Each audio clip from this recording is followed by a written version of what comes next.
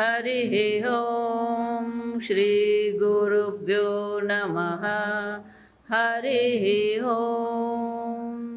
ॐ शन्नो मित्रः शं वरुणः शन्नो भवत्वर्यमा शन्न इन्द्रो बृहस्पतिः शन्नो विष्णुरुक्रमः। नमो ब्रह्मणे नमस्ते वायो त्वमेव प्रत्यक्षं ब्रह्मासि त्वमेव प्रत्यक्षं ब्रह्म वदिष्यामि ऋतं वदिष्यामि सत्यं वदिष्यामि तन्मामवतु तद्वक्तारमवतु अवतु माम् अवतु वक्तारम्। ॐ शान्ति शान्ति शान्तिः।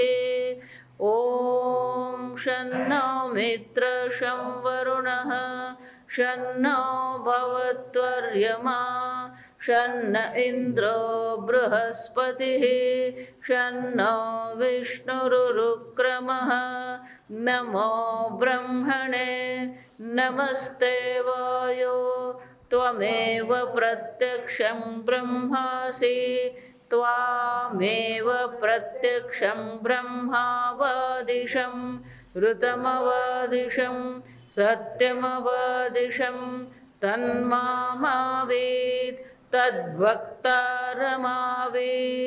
आवीन्माम् आवीहिद्वक्तारम्। ॐ शान्ति शान्ति शान्तिः। ॐ सहनाववतु सहनौ भुनक्तु सह वीर्यं करवावहै तेजस्विनावधीतमस्तु मा विद्विषावहै। ॐ शान्ति शान्ति शान्तिः। सदाशिवसमारम्भां शङ्कराचार्यमध्यमाम् अस्मदाचार्यपर्यन्तां वन्दे गुरुपरम्परां। श्रुतिस्मृतिपुराणानाम् आलयं करुणालयं नमामि भगवत्पादं शङ्करं लोकशङ्करं शङ्करं केशवं बादरायणं सूत्रभाष्यकृतौ वन्दे भगवन्तौ पुनः पुनः। ईश्वरो गुरुरात्मेति मूर्तिभेदविभागिने व्योमवद्व्याप्तदेहाय दक्षिणामूर्तये नमः। निधये सर्वविद्यानां विशदे भवरोगिणां गुरवे सर्वलोकानां दक्षिणामूर्तये नमः। ॐ नमः प्रणवार्थाय शुद्धज्ञानैकमूर्तये निर्मलाय प्रशान्ताय दक्षिणामूर्तये नमः।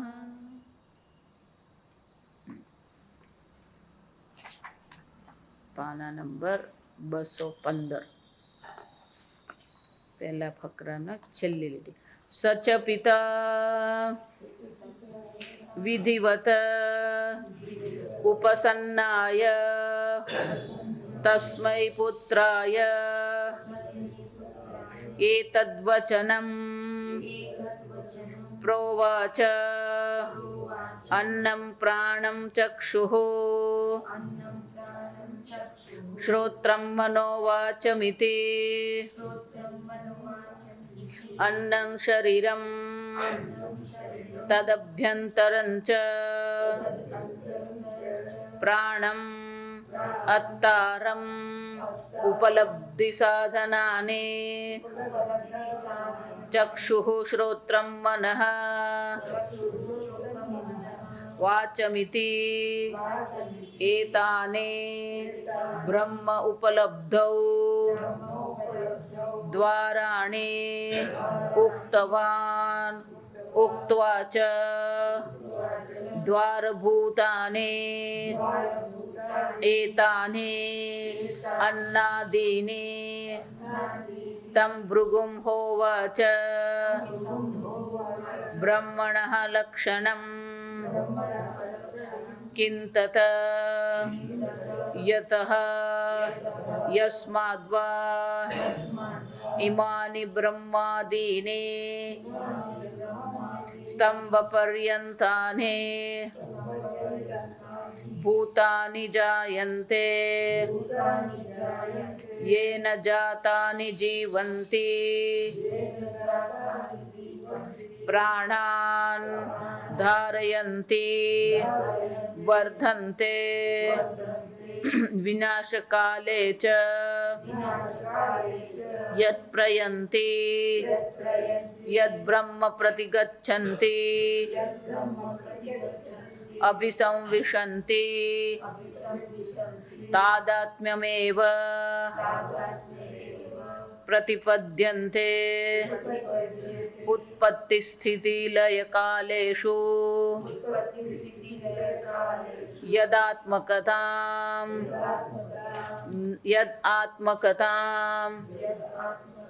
न जहति भूतानि तदेतद्ब्रह्मणः लक्षणं तद्ब्रह्म विजिज्ञासस्व विशेषेण ज्ञातुम् इच्छस्व यदेवं लक्षणं ब्रह्म तदन्नादिद्वारेण प्रतिपद्यस्व इत्यर्थः। श्रुत्यन्तरं प्राणस्य प्राणम् उत चक्षुषः चक्षुः उत श्रोत्रस्य श्रोत्रम् अन्नस्य अन्नम् मनसः ये मनः विदुः ते निच्चिक्युः ब्रह्म पुराणम् अग्र्यम् इति ब्रह्म उपलब्धौ द्वाराणि एतानि इति दर्शयति स भृगुः ब्रह्म उपलब्धिद्वाराणि ब्रह्मलक्षणं च श्रुत्वा पितुः तपः ब्रह्म उपलब्धि साधनत्वेन अतप्यत तप्तवान्। ભૃગુ પોતાના પિતા વરુણને શરણે ગયા શિષ્ય બનીને. પ્રશ્ન પૂછ્યો, વિનંતી કરી, અધિહિ ભગવો બ્રહ્મેતિ. જો સમજ તો કે બ્રહ્મ શું છે એને ખબર નથી. જો સમજ તો પછી આ જગતનું કારણ શું છે એને ખબર નથી, તો પછી બ્રહ્મ શબ્દ બોલ્યા કેવી રીતે? જા વિચાર. પ્રશ્ન મનમાં આવવો જોઈએ. તમે મને બ્રહ્મનો ઉપદેશ કરો એવું ભૃગુ કઈ રીતે કહી શકે? એને ખબર જ નથી આ જગતનું કારણ શું છે. જા સમજ તો કે એને કેવી રીતે ખબર પડી કે તમે બ્રહ્મનો ઉપદેશ મને કરો? બધે આ જ છે, બધા ઉપનિષદમાં આ પ્રકારથી જ છે. પેલા નારદજી શોકગ્રસ્ત થઈ ગયા. શોકગ્રસ્ત થયા, વિચાર્યું શું કરું? સૂતજીને શરણે ગયા. જા વિચાર. અહમ શોકમ, હું શોકગ્રસ્ત છું. જા વિચાર. અહમ શોચામી શોકસ્ય પારંતારયતુ. હે ગુરુજી, આ શોકને પાર ઉતારો મને. જા સમજ. પણ ત્યાં શું ગયું? પણ ગુરુજી કે પણ હું શું કામ તને શોકને પાર ઉતારું? તું મારી પાસે શું કામ આવે? તો કે મેં સાંભળ્યું છે. જા સમજ. આને શું કહેવાય? મેં સાંભળ્યું છે. આત્મવિદ તરતી શોકમ. નારદજી શું કહે છે? આત્મવિદ તરતી શોકમ. ક્યાંક ને ક્યાંક શું કર્યું હોય? સાંભળ્યું હોય. એટલે કે મેં એવું સાંભળ્યું છે, આત્મવિદ તરતી શોકમ. કે ભાઈ મારું શું કામ છે? તમે આત્મવિદ, મને ખબર છે. ભલે મને પૂર્ણ રીતે ખબર નથી, પણ અમે સાંભળ્યું છે કે તમને આત્મજ્ઞાન છે અને એ આત્માના જ્ઞાનનો ઉપદેશ તમે મને કરો. શાના માટે? શોચામી, હું શોકગ્રસ્ત છું. જા સાંભળ. નચિકેતાએ પણ શું કહ્યું? અન્યત્ર ધર્મ અન્યત્ર અધર્મ. ધર્મ અધર્મથી અન્ય, કાર્ય કારણથી પર, ભૂત ભવ્ય એટલે કે કાળથી પણ જે પર તત્વ છે. ત્યાં પણ એ પોતાનું આટલું જ્ઞાન તો એને છે નચિકેતા. જા સમજ. યત્તદ પશ્યતિ તદ્વદ. તમે જુઓ છો. જા સમજો. તમે જાણો છો.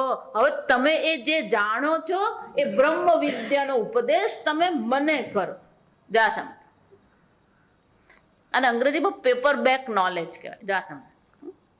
પેપર બેક એટલે કે આ બધું ક્યાંક ને ક્યાંક પેલું પાછળ આપણા ન્યૂઝપેપર આવે ને, પછી એમાં પેલી એડવર્ટાઇઝમેન્ટ આવે. એટલે પેલા પેપર અંદર વધારાને શું કર્યા હોય? મૂકેલા હોય.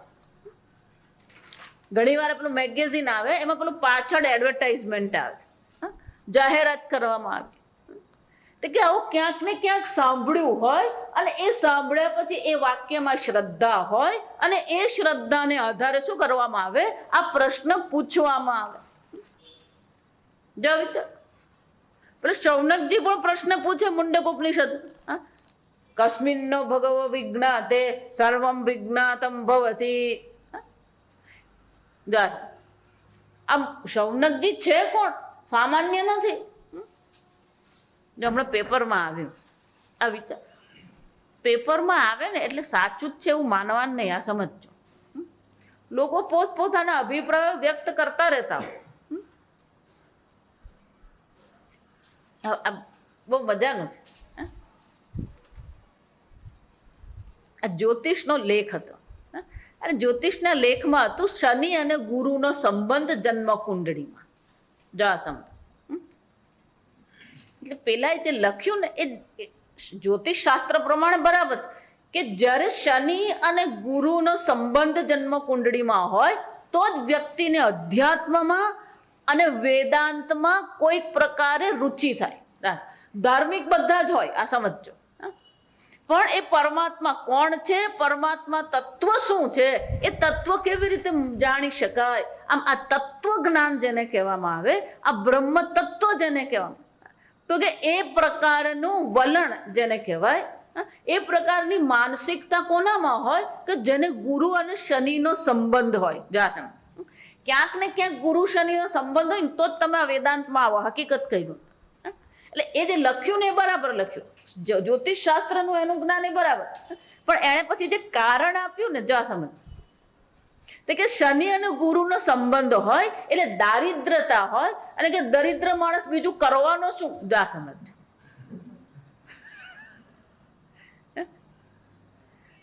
સમજો. એટલે એને શું માની લીધું? અને અંગ્રેજીમાં હોબો કહેવાય. અંગ્રેજીમાં એને શું કહેવાય? હોબો. જા સમજ. હોબો એટલે જો સમજ, જેની પાસે નોકરી નથી, ઘર નથી, બેંક બેલેન્સ, જો ઘર નહીં હોય, નોકરી નહીં હોય, પણ ક્યારેક બેંક બેલેન્સ હોય, બાપા કંઈક મૂકી ગયા હોય. જા સમજ. કે બેંક બેલેન્સ એ નથી, પોતાનું કોઈ વાહન નથી, કંઈ જ નથી એની. એને શું કહેવાય? હોબો. અમેરિકાનો શબ્દ છે, આ સમજ. એટલે આવો અમેરિકામાં આવાયો હોય, આ સમજ. બીજું કે કોઈ એને નોકરી આપે એમ છે નહીં. કેમ? કારણ કે એની નોકરીની કોઈ લાયકાતે નથી. આવો માણસ હોય એને શું કહેવાય? હોબો કહેવાય. જા સમજ.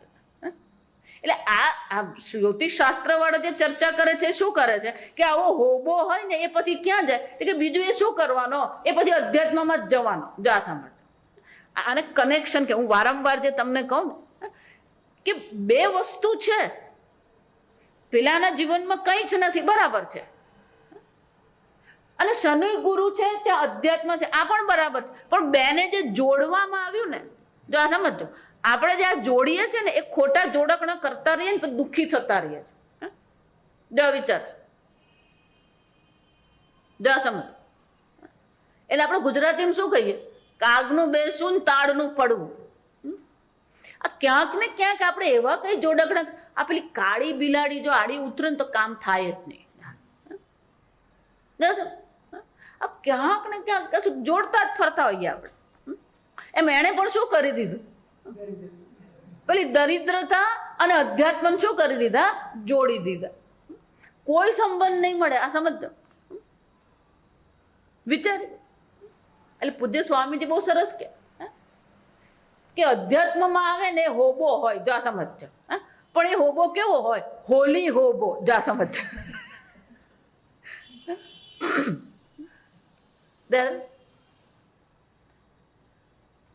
કેમ કે ભગવાનનું નામ લેવું પણ શું છે, સહેલું નથી. આ સમજો, આ ભાગવતમાં બધી ચર્ચા છે કે ઈશ્વર ચિંતન કરવું, ઈશ્વરના તત્વને જાણવામાં રુચિ થવી, આ કેવું છે, એને શુભેચ્છા કહેવામાં આવે. જો આ સમજો કે આ શુભેચ્છા અમસ્થી મળે ને, ઈશ્વર અનુગ્રહ દેવ પુંસામ અદ્વૈત વાસના. ક્યાંક ઈશ્વરનો અનુગ્રહ હોય, ઈશ્વરની કૃપા હોય તો મનુષ્યમાં આ તત્વ જ્ઞાન માટેની શું થાય, ઈચ્છા થાય, રુચિ થાય. જા દુર્લભ છે આ વસ્તુ. એટલે પૂજ્ય સ્વામી જેવું કે જો એ કોઈ વ્યક્તિના મનમાં આવી શુભેચ્છા થઈ હોય તો એ વ્યક્તિને ક્યારેય અટકાવવી જોઈએ નહીં, કારણ કે દુર્લભ વસ્તુ છે. પેલા મનમાં ઈચ્છા થઈ છે અને પેલો બાપા કે પરણી જા સમજો. એટલે આ કોકને આવી ઈચ્છા થતી હોય, એ થઈ છે તો પછી શું કરવું જોઈએ, એને આગળ વધવા દેવું જોઈએ. એને બોલે બાપા શું કે તો મારે તને પરણાવી દેવો. જો આવી છે. આમ ખરેખર પેલો જે જિજ્ઞાસુ છે એ જિજ્ઞાસુના જીવનમાં આપણે વિઘ્ન કરીએ. આ વિચારી જો, સમજો. આ શુભેચ્છા, પણ એ શુભેચ્છા બધાને થાય નહીં. આ જોડકણા ક્યારેય કરવાનું નહીં. પણ હકીકત આટલી જ છે કે ગુરુ, શનિ અને કેતુ આ ત્રણનો સંબંધ થવો જોઈએ, તો જ પેલો વેદાંતમાં આવે. બાકી એ ધાર્મિક પણ હોય ને, જાત્રાય કરતો હોય, માળા કરતો હોય, બધું જ કરતો હોય, એને ભગવાનમાં પૂર્ણ શ્રદ્ધા હોય, એ દાને કરતો હોય, પણ તત્વજ્ઞાનમાં રુચિ ક્યારે થાય, આ ત્રણનો સંબંધ હોય. જા સમજો, કેતુને મોક્ષકારક કહેવાય, ગુરુ એટલે જ્ઞાન, અને શનિ એટલે ન્યાય અને ધર્મ. હું વારંવાર જે કહું છું કે ધર્મનું ઉલ્લંઘન ક્યાંય નહીં, તો જ બ્રહ્મ વિદ્યા છે. આપણે જો એમ માનતા કે બે ચાર આમ તેમ આગળ પાછળ કરી લીધું ને, બે ચાર ને ઉલ્લુ બનાવી દીધા ને, બે ચાર વાર જૂઠું બોલી લીધું, નહીં. શનિ એટલે જ્યાં ન્યાય છે, ધર્મ છે. જા આ વાત નીકળી ને તો બીજી કરી. લોકો એવું માને કે આ શનિની પનોતી એટલે હાવ નકામી. ખરેખર હું વારંવાર કહું, શનિની પનોતી હોય ને ત્યારે ક્યારેય અધર્મ નહીં કરવાનો, તો શનિ તમને કઈ નહીં કરે. શનિનો એની દ્રષ્ટિ ક્રૂર છે. શનિની દ્રષ્ટિ શું છે, ક્રૂર છે. પણ એ ક્રૂર દ્રષ્ટિ કોના પર છે, જ્યાં અધર્મ છે ને ત્યાં જ ક્રૂર દ્રષ્ટિ છે. શુભ દ્રષ્ટિ એની છે જ્યાં ધર્મ છે ને એ કોઈને નહીં પકડે. જ્યાં એક ભાઈને એવું થયું, મને કે માતાજી મારે શનિ પનોતી ચાલે. મેં કહું જો તું ખોટું કરતો જ નહીં તો પસ્તાવાનો વારો આવશે. અધર્મ હોય ને એને પછી આપણે ખાલી નાનું જ જૂઠ બોલ્યા હોય, પણ પછી એ જે ભોગવવું પડે ને આપણે, એ જિંદગીભર પેલો યાદ રાખે. જો આ સમજ. આમ આપણને પછી એવું થાય કે આટલું વસ્તુ કરવું પડે, એમાં આટલું બધું, એને જ શનિ કહેવાય. જો એને જ ક્રૂર દ્રષ્ટિ કહેવાય. આ સમજ. પેલા ને એવો પછાડે કે જિંદગી ભર ઉભો નહીં થાય. પણ શનિ, ગુરુ અને શું છે, કેતુ. આમ આ તત્વજ્ઞાન છે. આ તત્વજ્ઞાનની ઈચ્છા બધાને થતી નથી. ચર્ચા તો બધે જ કરવામાં આવે છે, આ સાંભળ. પણ આ બ્રહ્મ જ્ઞાન માટે ઈચ્છા થવી, બ્રહ્મ જ્ઞાન માટે સમર્પિત થવું અશક્ય બની જાય. મને કહો ને પરમેશ્વર કેવા હશે, ક્યાં રહેતા હશે, શું કરતા હશે. આમ બાળપણથી જ આપણને ધર્મના સંસ્કાર કરતા કયા સંસ્કાર આપવામાં આવતા હતા? પેલા અધ્યાત્મના. જો સમજો, આ ઈશ્વર કોણ છે, ક્યાં રહે છે, શું કરે છે.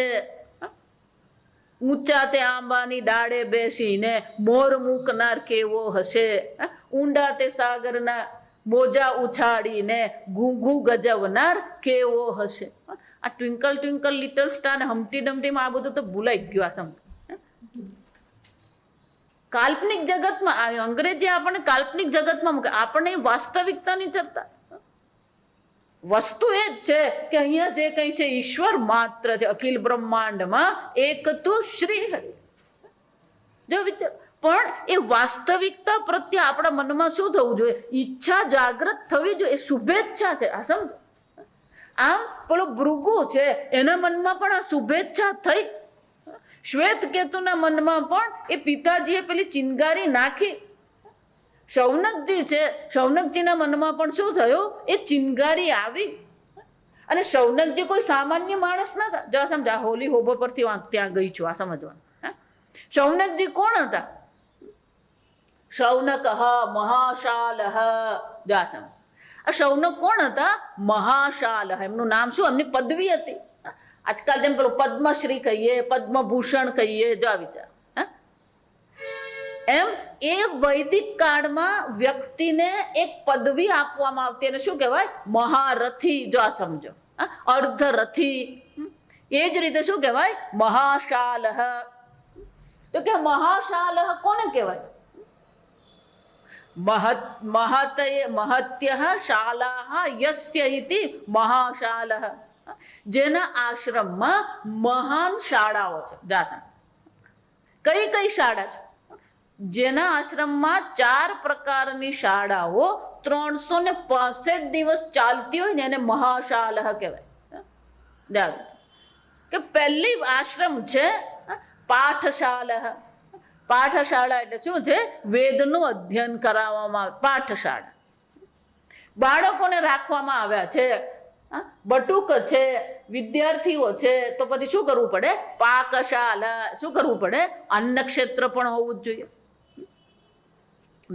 વિદ્યાર્થીઓને વેદ અધ્યયન કરાવવામાં આવી રહ્યું છે. યજ્ઞશાળા. શાની જરૂર પડે? યજ્ઞશાળાની જરૂર. યજ્ઞશાળા છે, પાકશાળા છે, તો પછી ત્રીજીની જરૂર પડે ગોશાળા. જા સમજ્યા? તો જેના આશ્રમમાં આ 4 શાળાઓ હોય, ગોશાળા, પાકશાળા, પાઠશાળા અને યજ્ઞશાળા.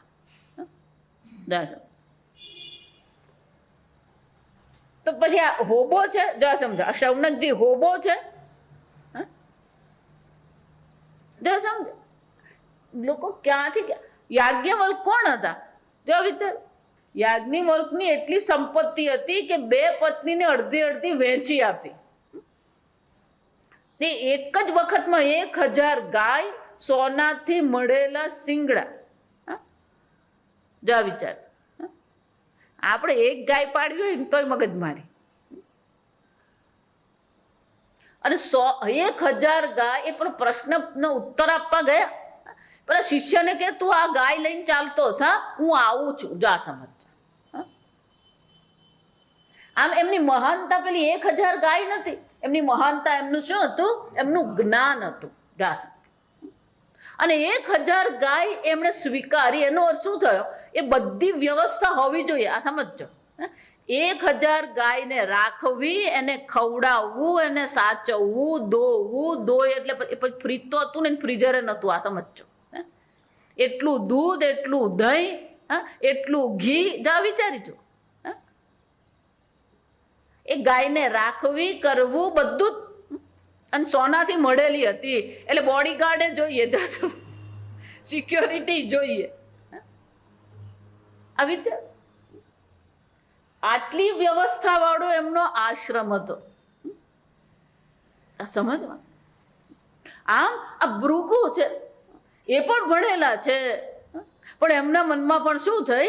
આ બ્રહ્મ માટેની ઈચ્છા થઈ. અધિહિ ભગવો બ્રહ્મેથી, એમને પણ આ બ્રહ્મને જાણવાની ઈચ્છા થઈ.